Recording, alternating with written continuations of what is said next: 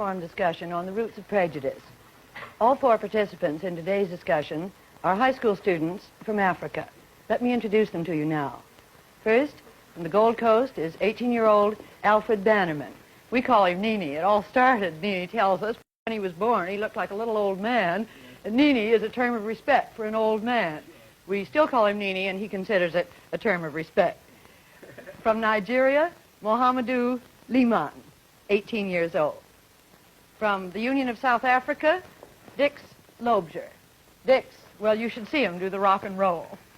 From Ethiopia, 17-year-old Nabiet Tafari. It was Nabiet's suggestion that we start this discussion with a prayer in case there should be violence later. How should we start this discussion on prejudice? Would it be unfair to ask each of you what your own prejudices are? How about you, Nabi? Actually, I'm prejudiced against the Italians, and I have been prejudiced against the Mohammedans.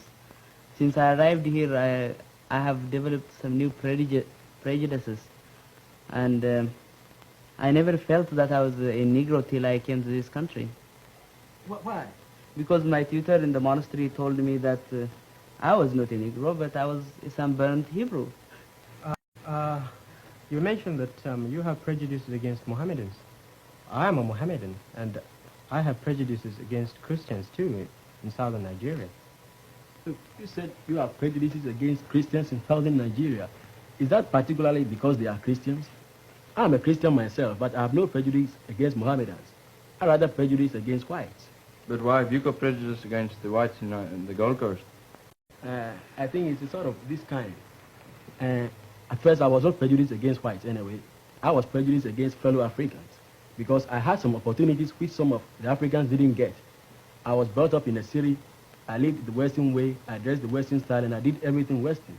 And so I was looking down upon fellow Africans who live in the villages in the rural areas. As I developed, I started getting some political ideas. Especially, I'm very much interested in the problem in South Africa.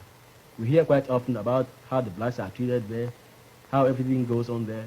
And for instance, everybody knows that we get good friendship and peace in the world through games like the Olympic Games and those kinds of games. But everybody knows that the team from the Union of South Africa has not got a single African, which means the people in South Africa think of themselves as superior beings. And this thing gives me more ideas just to be prejudiced and discriminate against the whites. And so I'd like you to explain to me some of the policies of the apartheid system and the basic idea to the logical conclusion. Well, in South Africa, one must realize this fact, overseas people especially, and that is that this is the first case in history that a white nation has settled itself in a black country. In the whole of Africa, there are 190 million Africans, 190 million Negroes. Yes, yes. And in Southern Africa, there are almost 3 million white people. That means less than 3%. Now, in South Africa itself, the blacks outnumber the whites there by 4 to 1. In the States here, they outnumber the white people outnumber the Negroes 8 to 1. People outnumber the Negroes 8 to 1. For that reason, and for this fact, that one cannot ever draw a parallel line between the Negroes in South Africa and the Negroes in the States. The Negroes in the States are far above the Negroes in South Africa as far as education and civilization goes. Now, the government's policy of apartheid, that policy, the guiding principle of this policy is to help the non-whites in South Africa to self-realization in their own territories and within their own communities so that they can govern themselves. Gradually they'll be giving more and more power to govern themselves. Now that's what the guiding principle is, and that's what the white man in South Africa is doing. Yeah, let me make this point clear. You say they want the Africans to develop themselves. Let me make this point clear. You say they want the Africans to develop themselves. And so will you allow the Africans to get their own governments and their own representations? Or will you like to give them the rules and the laws by yourselves? We force them and do everything? We're not going to force them to do anything. No, the point is, I know that in South Africa you have a government, and there is not a single African in the government. There are 9 million Africans as against 2 million whites. Why is it that there is not a single African in the government of South Africa? Well, there are 9 representatives for the... But, I mean, how can 9 Englishmen or 9 Europeans represent 9 million Africans? How can they know their problems and their ideas? These people are Africans. You believe in separateness. The Africans separate and the whites separate. Well, how then can it happen that you get whites representing Africans and ideas since they are separate? I don't think that is fair either. Since the people in the House of Representatives, do you call it that? That's right. They are supported by the taxes paid by the natives, aren't they? No, just a minute. There, you've gone altogether wrong. If South Africa was to subsist on the taxes that the Bantu in South Africa pay, then South Africa would drop just like that. Then, okay. on what do they support? What supports them? What? The House of Representatives, or the people in the government, the officials? That's the 2.5 million white people that are supporting themselves and the overwhelming black population. 12 million black people. It's those 2.5 million to 3 million white people that are supporting the lot. Could you just explain how they are able to support themselves and how they are able to support? You mean the white people? Yeah, and how they are able to conduct this development without the assistance of the natives. Without the assistance of the natives. Because they've got the Western idea of working, and they've developed that country. Oh, I see. They've developed that country through the Africans working. I know that the whites in South Africa went down there because of wealth. It was through the gold rush and all those things that happened that, I mean, we got white men in South Africa. And so they went down there purposely to use the Africans as tools for their own benefit. Isn't that? When the white men went down there, they never even knew a black man existed down there. When the white man landed at the bottom of the Cape in 1652, the black people in South Africa hadn't even moved over the northern boundary of the Union of South Africa. Yes. I know these people would like to get these sociological ideas just to get around the question. So far as I know, the people in South Africa are a nomadic tribe by career or by profession. They are headsmen who move with their cattle all around the belt. Nowadays, even in the olden days. Okay. In the olden days. Okay. It might happen that they were living down south, but because of their profession, they happened to live up north. Because in those days, there were warring tribes which were waging wars against each other. And so you cannot say that the land is yours. Everybody knows that Africa is for Africans. And when we think of Africans, we think of blacks. That's how I know. Well, look, just to give you you are a using short the policy, and you are using the policy of aggressors that the land, the earth belongs to everybody, and the one that is powerful rules the part of the world which is owned by the others. That's the policy that aggressors use. You know who are the aggressors? It's the African National Congress in Africa. They are the aggressors. No, how can there be? If the Africans in... Let me ask you this thing. You said if they can come down and help, the problem will cease. The point is, how can they help if you get 9 million Africans and 3 million Europeans, and you get only 9 Europeans representing the interests of these Africans? Do you believe, let me ask you this personal question, do you believe, according to your apartheid policy, in getting 2 South Africas, one South Africa for the Africans and one South Africa for this thing, with 2 different colonial policies and 2 different foreign policies? No. If you don't, give me the answer. Well, I wouldn't be able to give you the definite answer right now.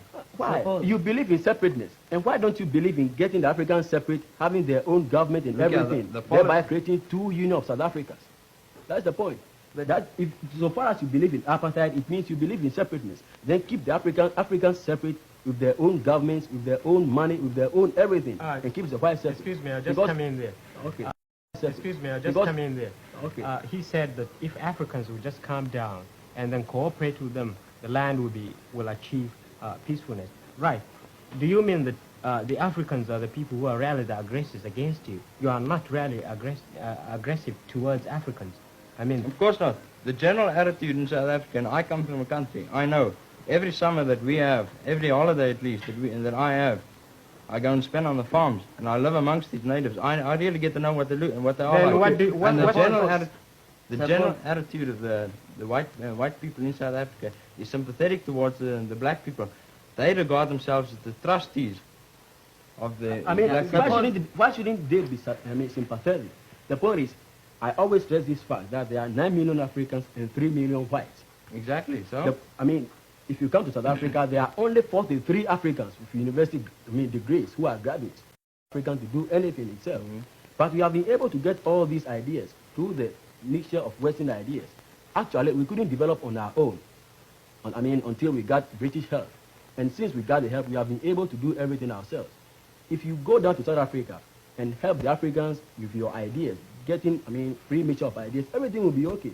But the point is, you use the Africans as tools. You tell them that don't be in this city after 9 o'clock, don't wear this thing, don't do this thing, don't go to America, and the Africans don't go any part apart.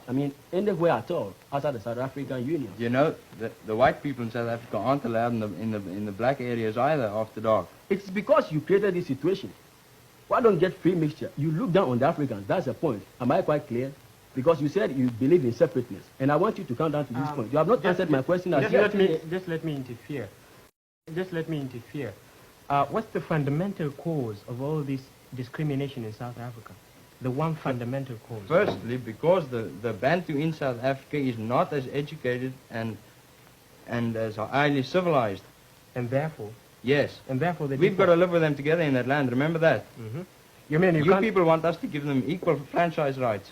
If we give them equal franchise rights within hardly any time whatsoever, the white man in South Africa will have absolutely no say in anything. But you have been in this case, you don't have any choice. Suppose now you think that if the society of the white and the society of the blacks is mixed, it will be quite dangerous for you because these people are not as civilized as the white. Exactly. Suppose these people are kept in separation, and you educate them, and the government, I think, believes within the 20 years they will be of the same standard as the white, and this means that you are giving them help mechanically, and unless you mix with them, if they are as good as you, then they will say, get away, who cares for you?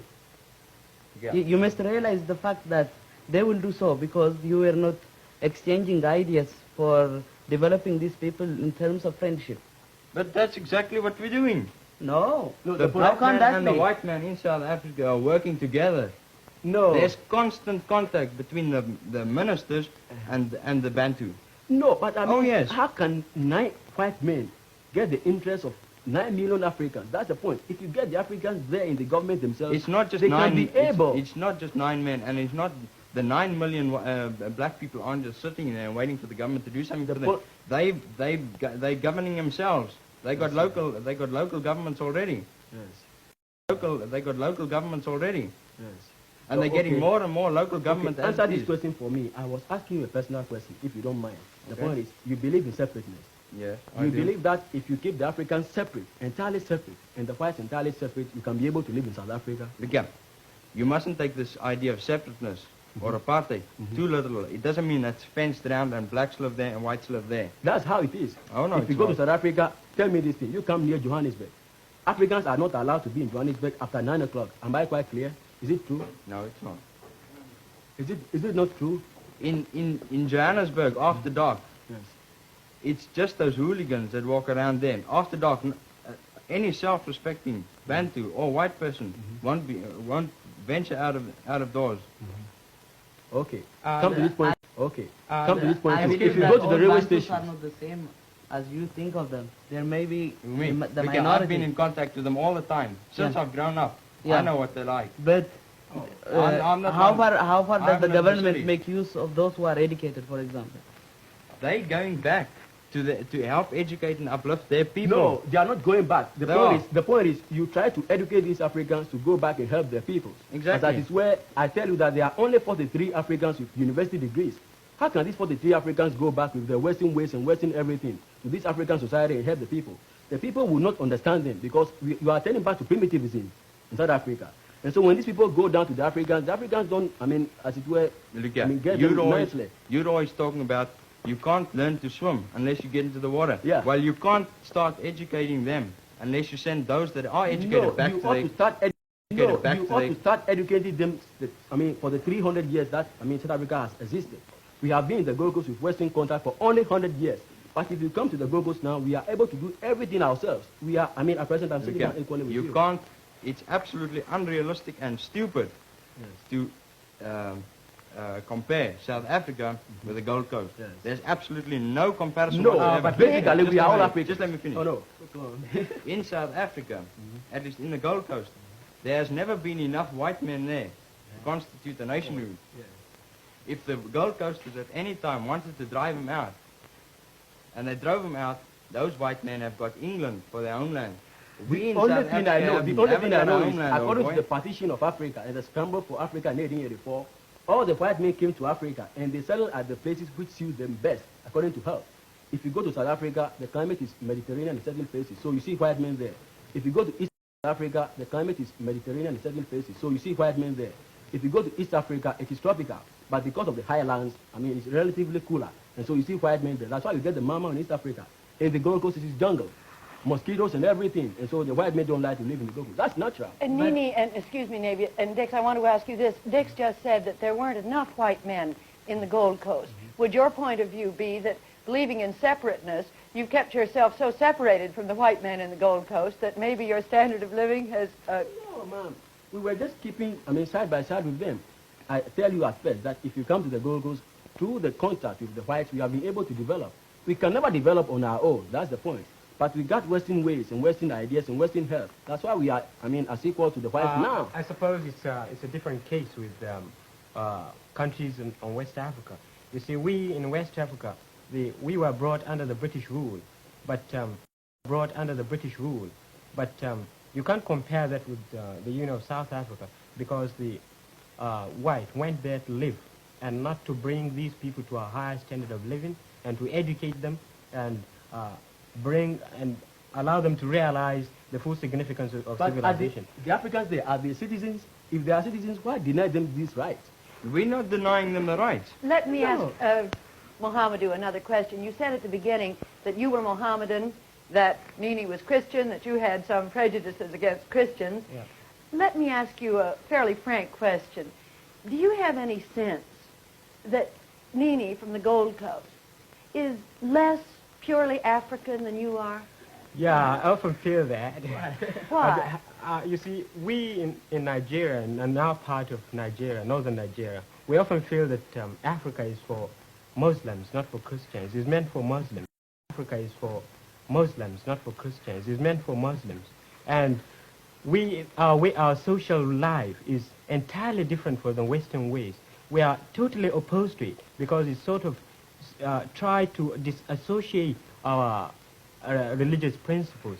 We were talking a moment ago about discrimination between white and black. Suppose Nini comes to visit you in Nigeria. Would he be discriminated against in any way? I suppose so, simply because, for one reason. You see, we eat in a bowl. We in my home, we put a big bowl down, and you have about 3 or 4 people putting their hands all at the same time into the bowl. There is an element of competition. And you see, we don't allow Christians to interfere. We don't allow Christians to put their hands inside. You see, it's one of our religious doctrines. We don't allow, we're not supposed to eat with Christians in the same bowl unless we're obligated to. And on this question of religion, I'd like to ask you one more thing. I've heard it said recently that Islam is gaining rapidly in Africa and Christian influence is declining. Is that true? I wouldn't say definitely it is not true, but to some extent it is. You see, there are two sides to it. We have the Ahmadiyya movement in Nigeria. They come from Pakistan, and I think it originated about 1885. I don't know. I wonder if Nini would agree with you that Christianity is on the way. I disagree with him. The point is, Muslim teaches purely African, principles. That's the case. They had the Mohammedan influence in Africa, around about West Africa, in about 1,000 years ago. About some few centuries ago. But Christianity came down in Africa about 200 years ago. And through Christian influence, we are able to adopt Western ways of life and Western everything. And so more people like to adopt Christianity, whereby they try to become Western. Because most of the missionaries who come down there are Americans or Englishmen. And people like to follow the style because of singing and everything, because African likes music. And so but you wouldn't say a person joins a religion simply because he finds it very easy or because he finds that he can conform his social customs to it. No. You follow it because you understand that it is a true religion and your spiritual understandings agree with it. No, what I'm trying to say is, I'm not saying that Western ideas are best with the African. I believe in African getting everything African. But the point is, we know and everybody knows that if you get some things African, they are sometimes bad. So I believe in getting Western ideas. And through Christianity, we are able to teach the people decent ways of life and different everything. For instance, Mohammedans will not eat with a Christian, which is bad. It doesn't bring peace to the world. But through Christianity, we are able to teach pure love and love for everything. But and so more Africans... If Christianity, there are Orthodox Christians who don't allow to mix with Mohammedans. For example, I belong to a real Orthodox Christian religion known as the Copts, and there it says that its origin, of course, from Judaism also. It says that the animal must be properly slaughtered before you eat it, and if a Mohammedan has already slaughtered a sheep or a cow, for example, I will not eat with him. I'm sure there are infinite prejudices in your country alone between Amharas and Hebrews and Arabs. You do say your origin is Hebrew, do you not? And most of the Ethiopians are. We could talk for ages on that, but there's another question I want very much to ask all of you. That is, what had you heard about race problems in America before you came? Is our problem greater or less than you thought? I thought it was greater before I came. I mean, because of the nationalistic feelings in the Gold Coast, everybody is prejudiced against the whites because we want to get the best positions in the government. At present, we have it though, but I mean, in the olden days, we wanted to get them. And so we were always constant on the point to listen to some of these things which happen in America. About 70% of the news about America are concerning racial prejudice. Is that true in the Gold Coast, Dick? How much news, American news, is concerned? I'm sorry, in South Africa. Well, very little. Except the case like the recent Supreme Court case comes up, then that receives attention in the South African newspapers. But is our problem greater than you thought it would be or less? Oh, I think it's bigger than I thought it would be. Because, well, I imagine when I came over here that all the Negroes were as well educated as the white people. And, well, that's not always the case, especially down south. And then I didn't expect to find them as concentrated in the south as they are. Have any of you had any experiences with segregation here in this country? Well, I've just got something quite insignificant. You know, people get to know that I'm a foreigner, and so they treat me differently. When I came at first, I tried to get an American haircut, appear in American clothes as best as possible and as much as possible, just for people to discriminate against me. And I've never had such an occasion. I've been trying to get it, but I mean, it seems as if I've been getting the best, actually. Much friendliness. Yes, ma'am. How about you, Navy? This is rather superficial, but I was living in one of the communities in New Jersey, which is a strictly white resident, and there I couldn't get a haircut for about 2 weeks because the white man don't know how to cut this type of hair.